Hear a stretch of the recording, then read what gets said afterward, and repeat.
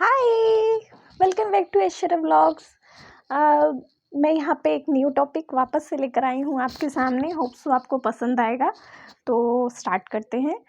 तो मेरा टॉपिक आज का ये है कि बहुत सारी ममास जो होती हैं, जो मॉम टू बी होती हैं, वो काफ़ी ज़्यादा उसमें रहती हैं, कंफ्यूज रहती हैं कि उनको हॉस्पिटल्स क्या क्या अपने साथ लेके जाना चाहिए डिलीवरी टाइम पे।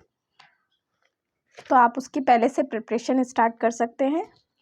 जैसे कि मैंने पूरी एक लिस्ट बनाई हुई है जो मैंने कैरी की थी। एक्चुअली क्या होता है कि कभी कभी हमारे साथ ऐसे सरकमस्टेंसेस होते हैं कि हमें कोई गाइड करने वाला नहीं होता है और हमको अकेले सब कुछ हैंडल करना पड़ता है।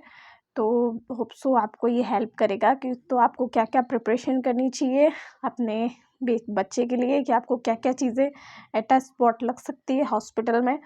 तो मैं आपको बताना स्टार्ट करती हूँ। सबसे पहली जो चीज़ है वो है कि आपको बहुत सारे कॉटन के क्लोथ्स इकट्ठे करके लेकर जाने हैं। या तो आप चादर को जो पुरानी होगी उसको अच्छे से वॉश करके डिटॉल में उसको काट के स्क्वायर शेप में लेके जा सकते हैं बड़े बड़े, या फिर आप मार्केट से भी अगर आप फ्रेश खरीदना चाहते हैं तो आप वो भी कैरी कीजिए, क्योंकि वहाँ पे ज़रूरत पड़ सकती है। उसको थोड़ा बड़ा ही शेप में काटिएगा। वहाँ पे आपसे नर्सेस मांगेंगी ऐसी चीज़ें, तो वो आपके पास होनी चाहिए। बिकॉज़ हर जगह का पता नहीं होता है। कुछ लोग डिलीवरी अपने गवर्नमेंट हॉस्पिटल में करवाते हैं, कुछ लोग प्राइवेट में करवाते हैं, तो हर चीज़ वहाँ पे डिफ़र करती है प्लेस टू प्लेस। ओके, तो सबसे पहली चीज़ मैंने बताया आपको, आपके पास कॉटन क्लोथ्स होने चाहिए, आपके पास टॉवल होने चाहिए।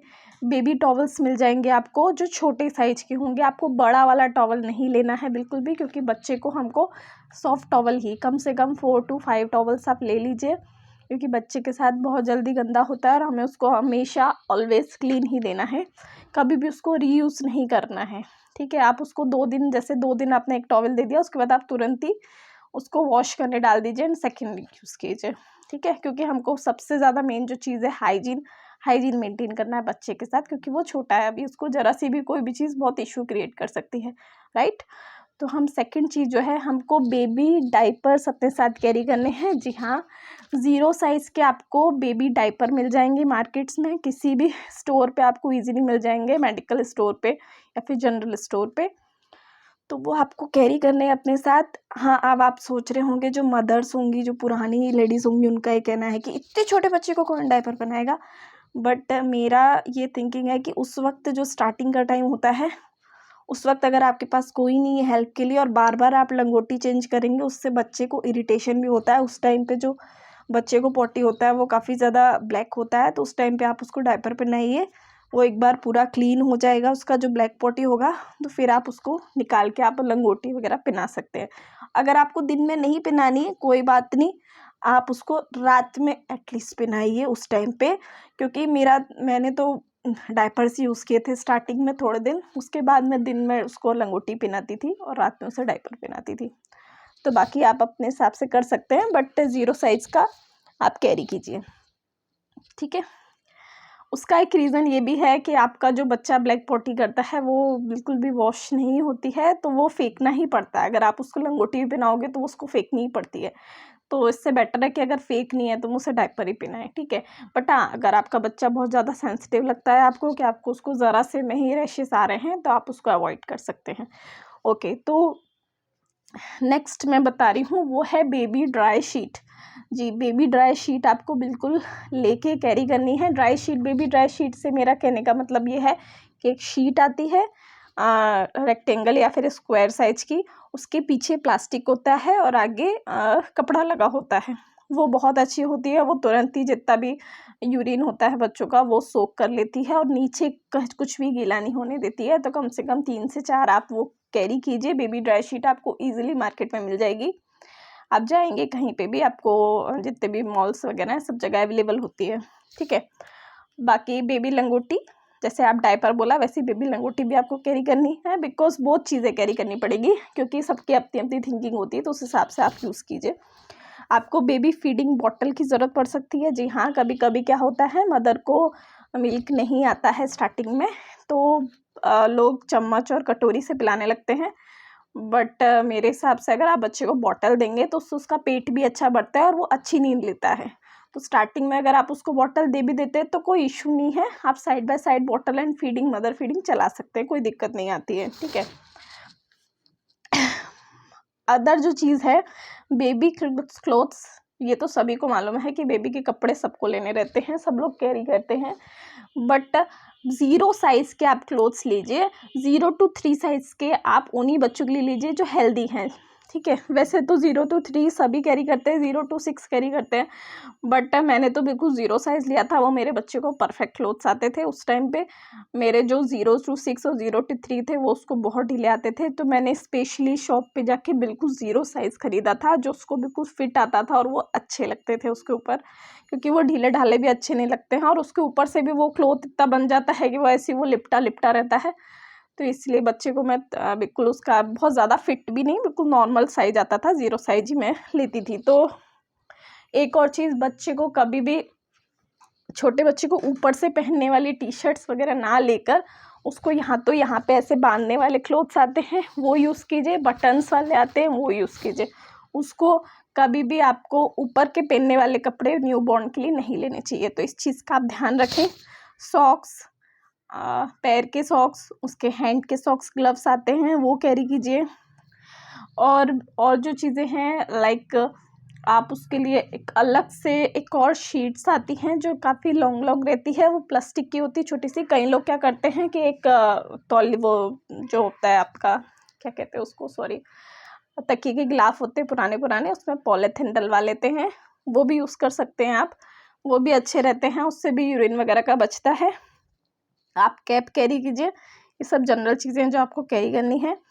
उसके बाद जो चीज़ें हैं कि आपको बेबी का पूरा एक आइटम पूरा मिल जाएगा, जिसको बोलते हैं कि पूरा बेबी केयर किट जो होती है, जिसमें पाउडर होता है, बच्चे की क्रीम होती है, मॉइस्चराइज़र होता है, बेबी की वाइप्स होती हैं, बेबी की रैश क्रीम होती है, एक पूरा बंच तैयार करके ऑलरेडी मार्केट मिल जाता है, हिमालय का, जॉनसन बेबी का, ममा अर्थ का, जो भी आपको समझ आए आप उसको कैरी कीजिए अपने साथ, क्योंकि उस टाइम पे वो आपको इमीडिएट ज़रूरत पड़ सकता है।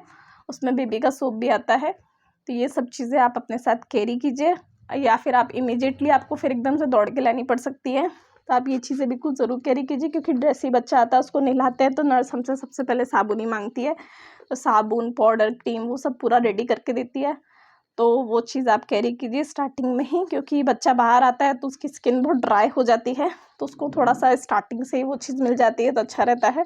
बेबी प्रोडक्ट्स उसको पहले से यूज़ करवाना स्टार्ट कर देने चाहिए।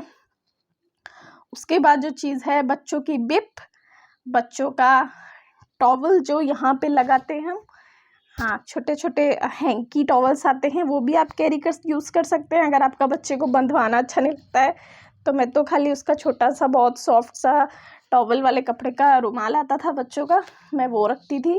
और अगर आपको बच्चा बिप पहनता है तो आप उसे बिप भी बना सकते हैं, नो इश्यूज़, ठीक है, क्योंकि उसका आप सब जानते हैं बिप का क्या यूज़ है। आई डोंट थिंक कि मुझे एक्सप्लेन करना पड़ेगा इस चीज़ को, ठीक है। और जो चीज़ें चाहिए, अब जो चीज़ें मैं लेकर आ रही हूँ वो है मम्मी के लिए, कि मम्मी को क्या क्या चीज़ें कैरी करनी है खुद के लिए। तो मम्मी को कैरी करने हैं 2 बिग पिलोस। यस, आपको वहाँ पे हॉस्पिटल्स में ज़रूरत नहीं पड़ेंगे, बट जैसे ही आप डिस्चार्ज होंगे आपको घर में ज़रूरत पड़ेंगे, क्योंकि आपकी कमर बहुत दुखेगी जब आप फीडिंग करवाएंगे।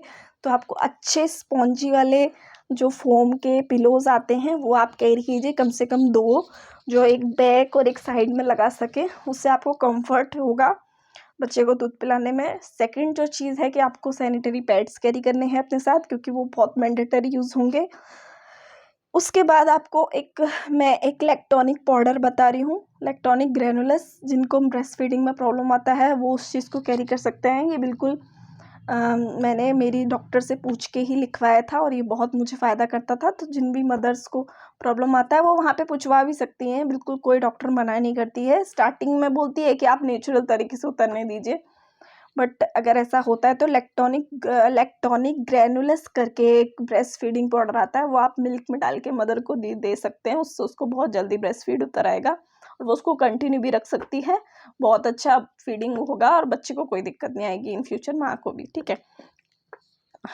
और जो चीज़ें जो बहुत ही ज़्यादा बिल्कुल ज़रूरी चीज़ है वो है कि nail cutter, baby nail cutter अलग से मार्केट में मिलता है जो आप अपने साथ कैरी कीजिए, या फिर एक बहुत छोटी सी बिल्कुल स्मॉल साइज सीज़र मिलती है, वो कैरी कीजिए। मुझे सीज़र बिल्कुल समझ नहीं आई थी, बट मेरी डॉक्टर ने मुझे सीज़र भी बताई थी और नेल कटर भी बताया था, तो मैं तो नेल कटर से ही, बेबी नेल कटर आता है उससे कट करती थी। बट अगर आपको अपने नाखून उसके बच्चे के अपने मुंह से काटने आते हैं मदर को तो नो इशू, बट मेरे को काटने नहीं आते थे तो मैंने नेल कटर कैरी किया था।